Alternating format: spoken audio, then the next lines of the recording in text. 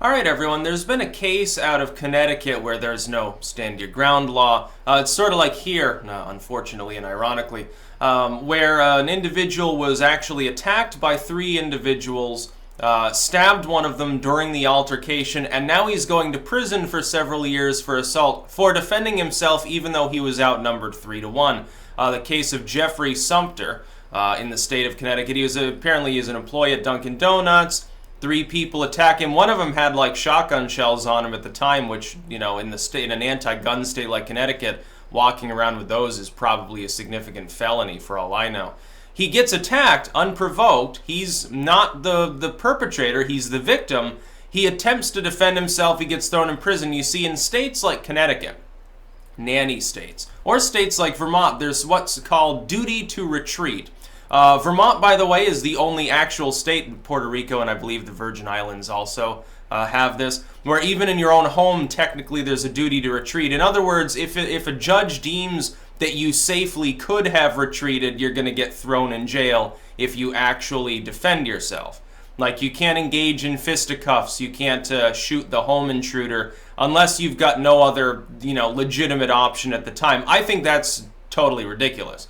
I think especially on your own property, you have every right to defend yourself by any means at any time to anyone who's attacking you. We need nationwide castle doctrine.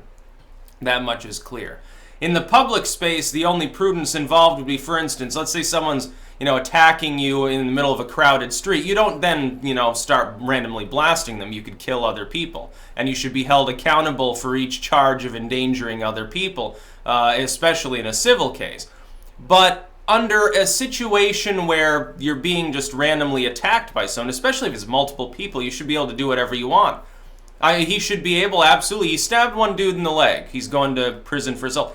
It's ridiculous. The dude's not dead. He was attacked by three people, not just one. If it was one person, you could construe it as, well, maybe he should just try to outrun him, try to fight back, without a weapon or whatever, some nanny state bullshit. That would be a little different. It's three people. So you're telling me that if you have three people attacking you in the state of Connecticut, you can't even legally defend yourself? That's totally ridiculous. It goes hand in hand with Connecticut's totally unconstitutional ban on certain types of firearms. Connecticut is way out to lunch along with Maryland and a few others. Oddly enough, if you look it up, California technically has stand your ground. It's not actually enshrined, but the way in which cases have been decided, it's generally leaned towards that. They might do away with that in any day now. Jerry Brown might get a big dick about it. The anti-gunners go hand in hand, though, with the anti-self-defense crowd. Let's make no mistake, it isn't just a denigration of one's ability to own firearms in part or parcel. That's a major national debate.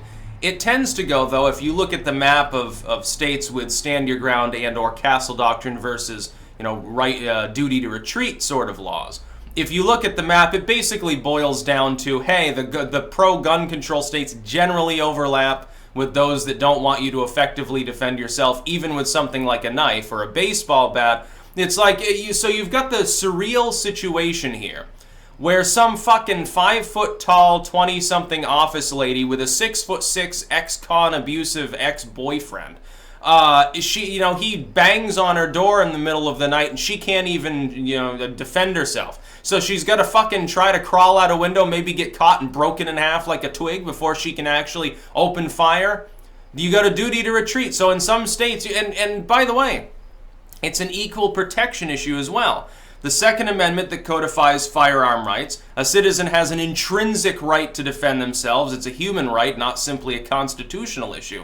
Is it not a breach of equal protection, as it's generally construed as states can't, randomly abuse people? They have to respect people's rights as well as enumerated.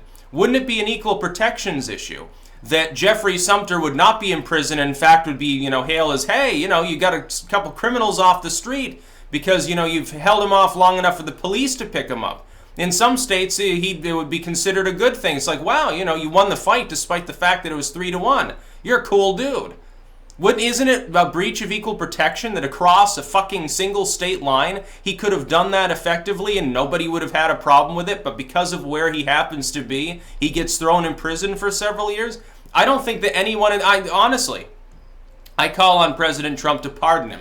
I think not just commute, I mean pardon, because he did nothing wrong. Set it up as a national issue. This is a good issue to win on, because it's exactly the right kind of tone to strike at this time. I'm telling you, people should, like, mass message Donald Trump's Twitter account or something and tell him about this, because it should be national news.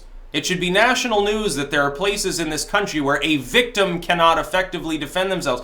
It's not even part of the, he's not, trying to open fire on him. It's like, oh yeah, he whipped out his .44 Magnum and blew 3 people away who were attacking him while unarmed. No, it was a situation where he used like a pocket knife.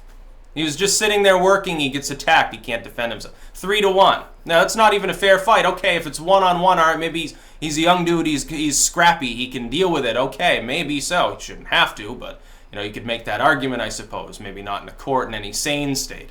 But I'm looking at the map there, and it's basically, it boils down along more or less partisan lines, with the exception of California and Illinois, oddly enough. Then if you read like the article on Standard Ground, they're like, well, it overlaps with homicide, but then you find out that it overlaps because of an increase in justifiable homicides because people feel safe defending themselves. Because they know if they're not in a Standard Ground state, the criminal becomes the victim if you defend yourself. It is totally ass backwards in every possible sense of the word. Now, there's such a thing as proportionate force. Someone's attacking you with bare fists and you whip out, your registered machine gun and just spray them down until there's nothing left. Yeah, okay, maybe that's better left for the movies. But if you're attempting to prevent harm to yourself, your family, your property, you should be able to do whatever you want, especially on your own property.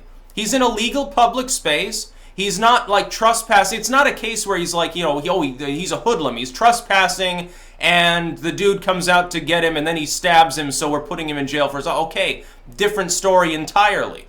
We're talking about a case where he's just fucking working at Dunkin' Donuts trying to give people like their fucking coffee. So, no, I don't... This is totally, totally ridiculous. It shouldn't be happening. Not in the United States. Leave that to the Europeans. They're disarmed. They're slaves. Let the Europeans be disarmed and unable to effectively defend themselves because their governments are tyrannical. It shouldn't be it's not a states' rights issue. It's a Second Amendment issue, fundamentally. The right of the people to bear arms. Well, he's bearing arms. What do you think you're meant to bear them for? What the fuck is the purpose of your arms? Not just firearms, standard speaking. I mean, like knives, even your fists. Technically speaking, you're fucking black belt. You register your fists as a deadly weapon. I still don't know whether that's a joke or whether that's actually true. Maybe it's state to state. Probably in a nanny state you do. Absolutely. Connecticut is basically Connecticut and Maryland are the #1 nanny states. They make California look sane as far as its like firearms laws and stuff. It's totally ridiculous. No, he should be released immediately. He should appeal immediately, and Donald Trump should pardon him. I'm telling you, Donald Trump or maybe the governor there, but I think the governor there is totally like a total blue-bellied Democrat, so probably never going to happen. Funnier still is that he's black. Yeah, so I guess the legal system once again fails a black man, and you can't argue with it. This time it's actually failed him completely. He is the victim. He's also the one going to jail. That's moronic. It shouldn't be happening in the United States. That's about all. Peace out.